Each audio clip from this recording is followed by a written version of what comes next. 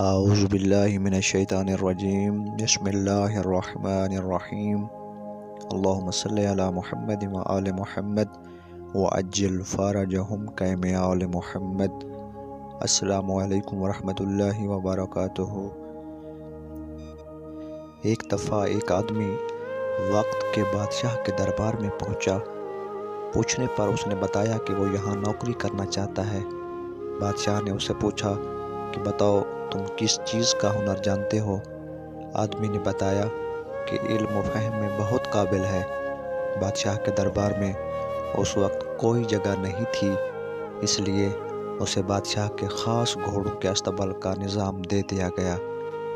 کچھ دنوں کے بعد بادشاہ نے اسے دربار میں بلایا اور اپنے مہنگے ترین گھوڑے کے بارے میں بتانے کو کہا۔ آدمی نے جواب دیا کہ بادشاہ سلامت، گھوڑا تو مہنگا ضرور ہے لیکن نسلی نہیں ہے۔ بادشاہ کو یہ سن کر بہت تعجب ہوا اور اس نے حکم دیا کہ جنگل سے سب سے ماہر شکاری کو بلایا جائے جو گھوڑے کے بارے میں جانتا ہو اور اسے پالتا ہو۔ چنانچہ ایسا ہی کیا گیا۔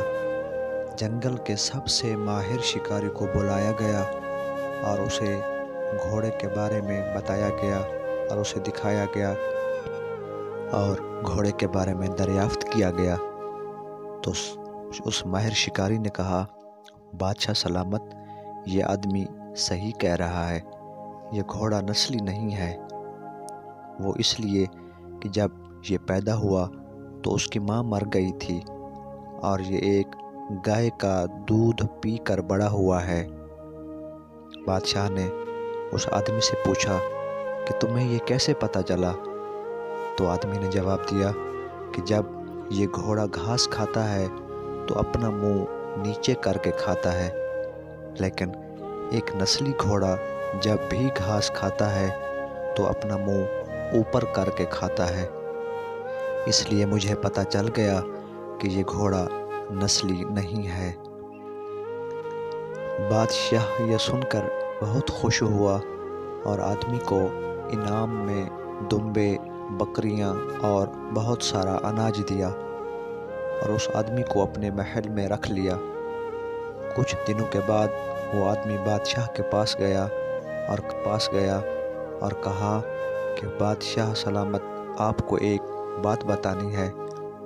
بادشاہ نے کہا، ہاں بتاؤ۔ تو آدمی نے کہا کہ بادشاہ سلامت، آپ کی ملکہ چال چلن سے تو ملکہ ہیں لیکن اصل میں وہ شہزادی نہیں ہیں۔ بادشاہ کو یہ سن کر بہت غصہ آیا اور ملکہ کی ماں یعنی اپنی ساس کو بلوایا اور ساس سے پوچھا کہ سچ بتاؤ، کیا ملکہ آپ کی بیٹی نہیں ہے؟ تو ساس نے جواب دیا، سچ تو یہ ہے کہ جب ہماری بیٹی پیدا ہوئی تب ہی تمہارے باپ نے رشتہ مانگ لیا تھا، لیکن ہماری بیٹی کچھ ہی دنوں میں فوت ہو گئی تھی تو ہم نے رشتہ بچانے کے لیے کسی اور کی بیٹی کو اپنی بیٹی بنا لیا اور یہ ملکہ وہی ہے۔